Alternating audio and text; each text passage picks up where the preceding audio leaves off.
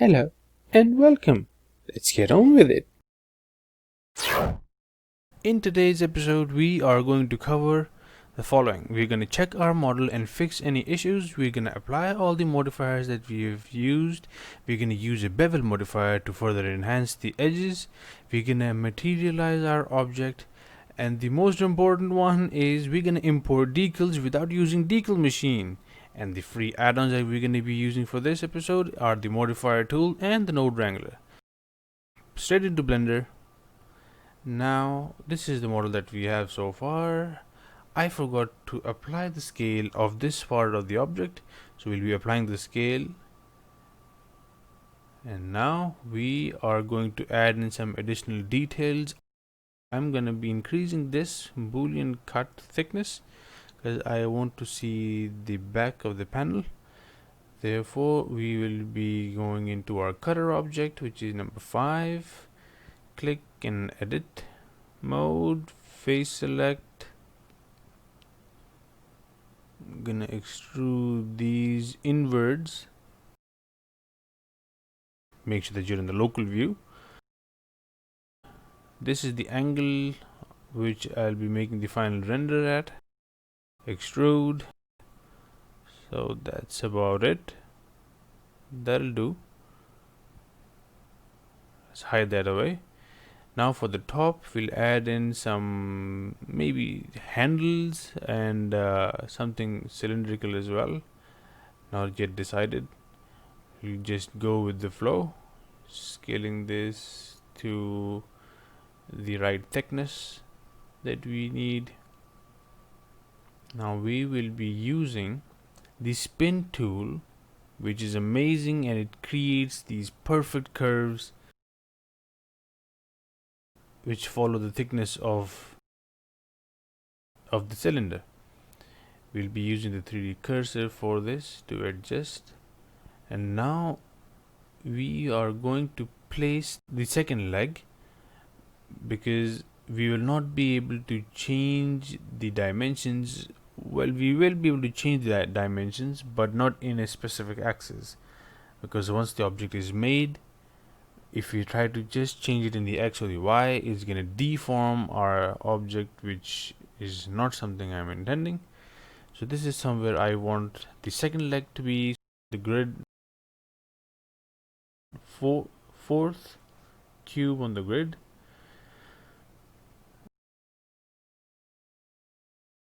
Now let's go into edit mode, face select.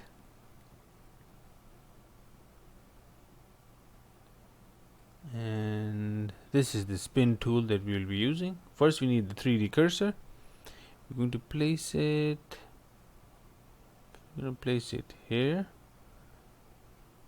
and you'll see it creates an automatic radius, and the y-axis in my case. And if you press Control, it adds increments, and this is at perfect 90 degrees. And now we're going to extrude it all the way to the fourth cube. We're going to count them 1, 2, 3, and 4. A little bit at the back. I think that's good enough. Now, because we haven't taken in consideration the curve, which will come in, maybe the second leg is going to be slightly embedded in the mesh, but that's not a problem. Now again, with the 3D cursor,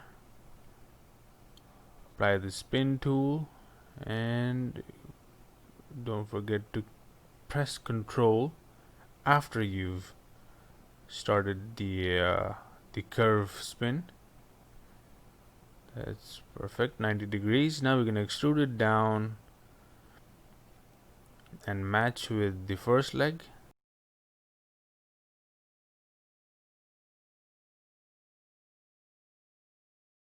Should go down maybe to center of this, maybe a little bit more. Yes, I think it's a little bit more. G, and in the Z axis, yeah, I think that's good enough. That'll do. Now coming back to our main object and just double checking. Aha, see? So we're just gonna move it slightly outwards until it's not cutting the top edge, and now we're just gonna move it down in the z-axis. I think that's good enough. Slightly moving it in the z. Alright, now we're gonna duplicate this and bring it on the other side, but that will create an issue where we will not be able to place it exactly in the same position. Therefore, we'll delete that off and we'll add our favorite mirror modifier. Mirror, the y, you don't need it in the x, and the object reference.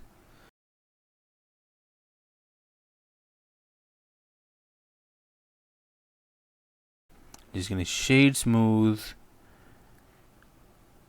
and the properties panel we're gonna auto smooth.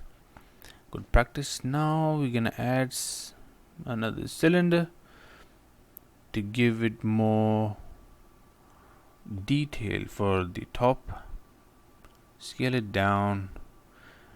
Let's see, do we need to make one or do we make a couple of them? I think we'll make a couple of cylinders for the top. Edit mode, face select, inset, extrude, inset, and extrude downwards.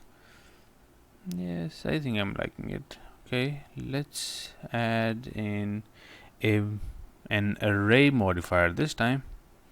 It's a new modifier we'll be learning today. It helps create identical objects. Array modifier, the number count is 2 and this is the factor. Okay, we're gonna put the count up to 3 and see it from the top view. Yes, we need some adjustments. Just gonna slightly pull it back somewhere about here. That'll do. You know, just bringing it down on the Z. I think it's good enough. Great. Now we're gonna add in another cylinder. These are going to be, so to say, our bolts for the main body. We're just gonna place them on these edges only. We won't overdo it, because remember, every additional detail adds vertices to our object, which will further make it more heavy on the system. So you're trying to keep it as simple as possible. You're gonna mirror this again on both x and the y axis and the reference object. Great.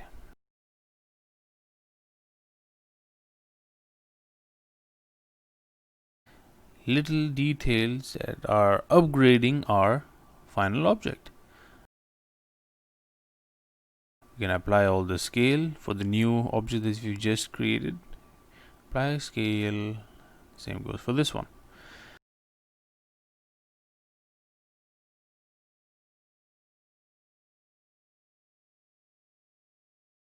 Now you see, if we are going to click on our object and go into edit mode, it will not show the details that we've already applied.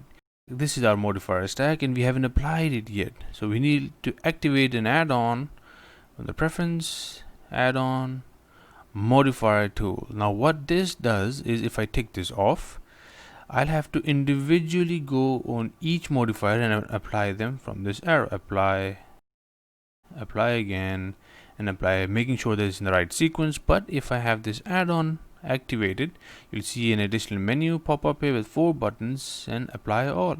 In this way, the entire modifier stack will be applied in the right order and it'll help us save time. So now let's just apply the modifiers. This one will have an issue. We'll get into the detail this in the end. Apply these as well. Now these two objects, just double checking everything is applied. Perfect. Now this object will also have the same issue. These two objects were one before the slice and they're sharing data from here. Now when we click on the number 2, they are separate, and now we can apply, and it's going to be applied to all, and the changes have been made. Now if you go into edit mode, you can see the mesh is not acting weird. And if you want to change some things here, of course this will be the destructive method. Great. Now let's join all of these. Oops, something went terribly wrong. Let's sort this out. I just reversed the process, and I just joined it the next time, and it was fine. Let's rename our object to Energizer. Now we're going to bring our origin point at the base. We're using the 3D cursor. This will help us to rotate our object and align it with the 3D viewport. Now set 3D cursor, rotate this on the Z so that it matches with the software. 1 is supposed to be our front view and 3 is supposed to be our side view, and it's perfectly aligned. And great. Now we will be going into the bevel modifier. Adding in a bevel modifier, it adds these beautiful curves, but because of the cylinders, we are getting additional bevels on the cylinders, which I don't want. You see, because of these lines.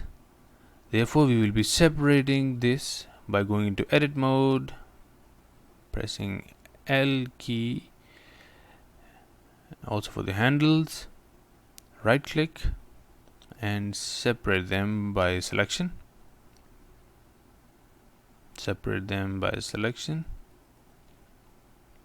And now there are two different objects, 1 and 2. You can also see it in the collections tab that there are 2 now. Now we can add bevel modifier, and it's going to give us more diversity. We'll just reduce this. The bevel is too high for my liking. 1, it's still too high. Let's go down to 0.005. Perfect. That's what I want. You can see it adds these beautiful curves on the edges.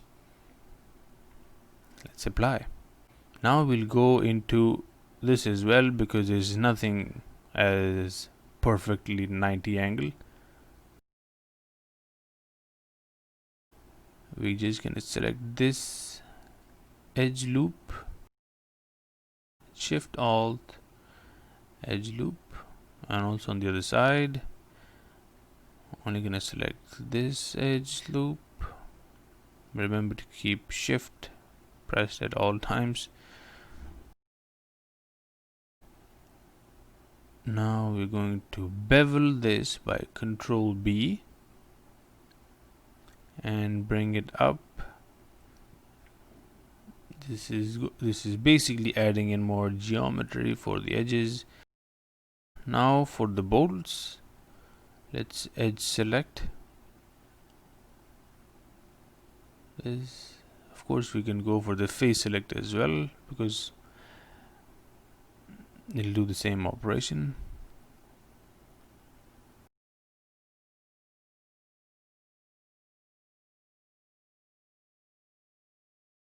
And we're gonna bevel this. Let's see if you want to increase this.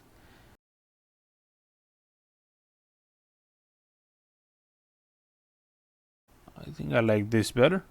Yep, that looks fine. And now for this top side edges as well, and the one at the bottom. Okay, let's bevel this,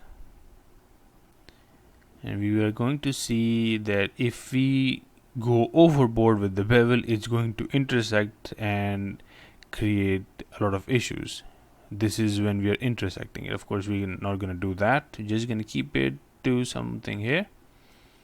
And let's see if I want to bevel this edge loop as well. How does that look? Let's see. Control B. Beautiful. It looks it looks amazing. I'm gonna do that. So we're gonna edge select for the other two as well. Add select, and we're going to bevel this.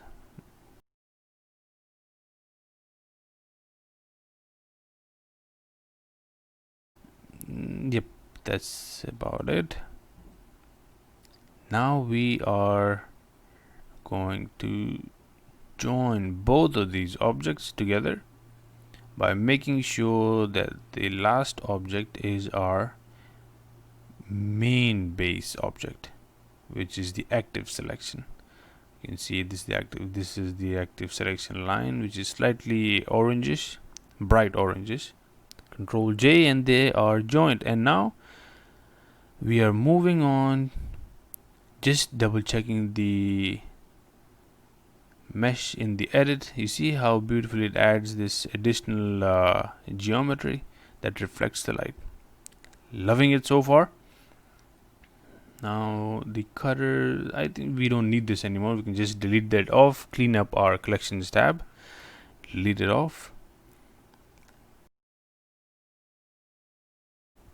Now we're going into the shading editor. This is where we will be adding in textures or materials to our object. Metallic, we're going to keep it to 1. The color, we're going to stick to white, but we're just going to play with the darkness. 0.7, giving it a dark grayish tone, metal. Roughness to be 0.3. We're going to name this material gray. We're just gonna go with 2 to maximum of 3 colors. Let's go into edit mode and select the faces for, I'll be adding in a different color to this. Face select these ones as well. When you press L key, selects separate objects. Of course they are combined, but they are separate on its own. Now this, I want to go in a darker tone. Even the frame, I'll select this as well, and we are gonna add a new material to this. From here we're gonna name this, let's name it black. Again, metallic, we'll pump it up to 1. It's going to be 0.3, that's roughness. And now for the darkness, we're going to go with 0.4. Sign, and it's going to give us that black tone that we're looking for. Yep. Now, the third material I'm going to be using is the light. I'm going to pick these edges, as well as this and the base, this one and this one. Face select loops. Now maybe I might go for these 4 as well, as if these are also emitting light, but let me see if I like that in the final render. Just add light.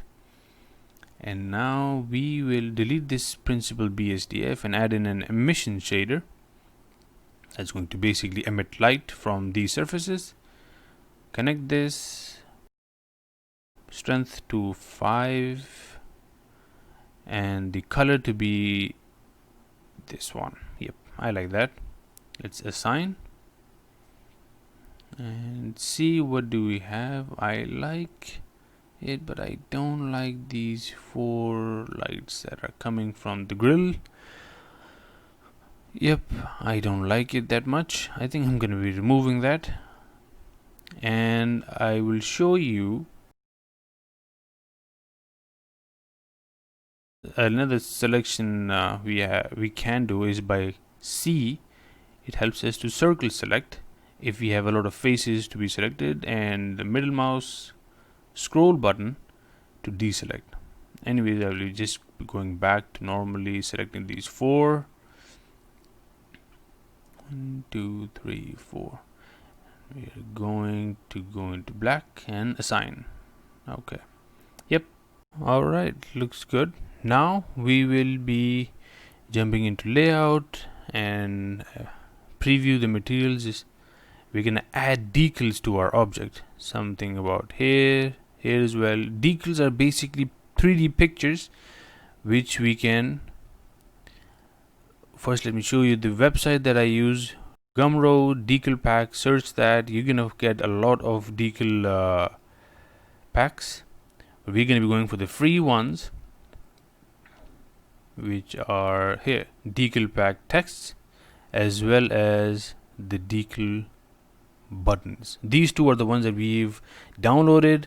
Extract the RAR file and go into append, not link, append, and go to where you have extracted your files, and this is where I've extracted them. This is the text. The first one imported this way.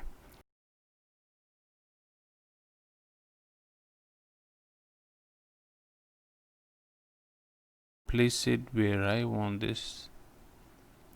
Rotate down, front view. See how it's upgrading it already? And this is just a picture file with it acts as if it's a 3D mesh. It's just beautiful. It just has 4 vertices. Now see this little bolt.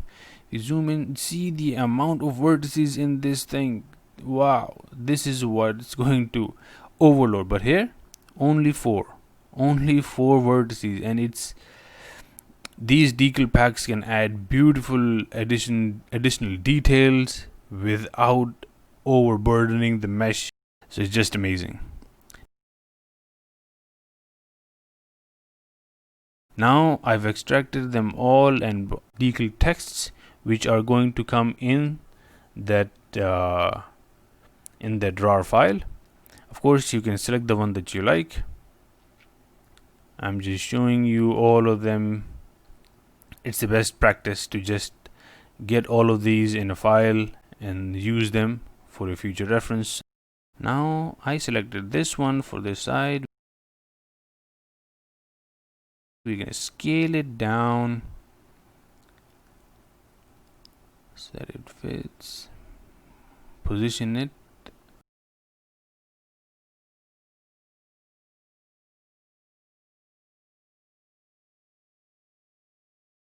Scale it down more.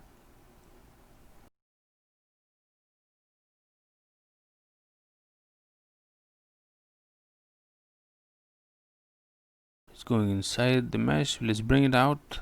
Great. Now we duplicate this and bring it on the other side as well. Yep. And we are going to duplicate this, which is the second one, and we'll have to rotate this because you'll see at the back is basically a transparent object. Z-axis 180 degrees rotation, and now it's fine. Okay, looking great. Now we'll be bringing in some button decals, adding in some additional ones. Again, file, append, extract from your files. The first one we're gonna extract is this decal. Now we're gonna place that here, rotate this 45 degrees. Let's bring it down and okay, let's place this. Now we're going to change the axis to local. It'll help us navigate it easy because it's in a 45 degree angle. Place it here. Scale it. Not down. Let's adjust. Yep, I think that looks. You see, that's just a picture file. And look at the beautiful 3D effect it's giving of the light reflections and the shadows. Beautiful.